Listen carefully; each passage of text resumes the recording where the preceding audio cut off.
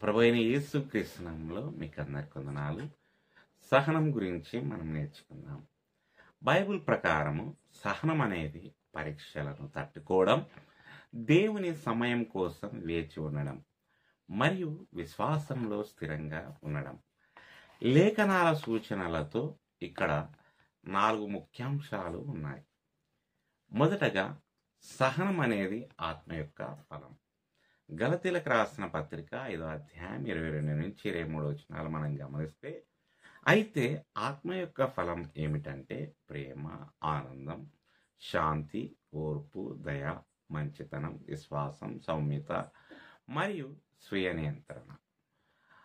నిజమైన సహనం మన జీవితాల్లో పనిచేసే పరిశుద్ధాత్మ నుండి వస్తుంది. రెండవది, సహనం మన విశ్వాసాన్ని బలపరుస్తుంది. యాకోబు పత్రిక 1వ అధ్యాయము 3 నుంచి 4 వచనాలు. ఎందుకంటే మీ విశ్వాసాన్ని పరీక్షించడం పట్టుదలను ఉత్పత్తి చేస్తుందని మీకు తెలుసు.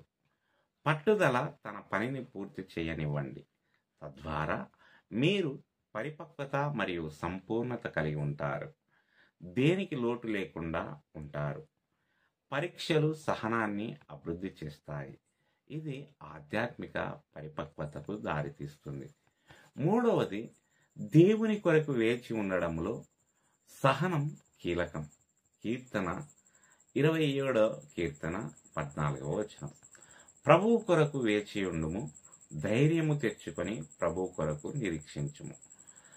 దేవుని సమయముపై నమ్మకముంచుటకు సహనము మరియు విశ్వాసము అవసరం.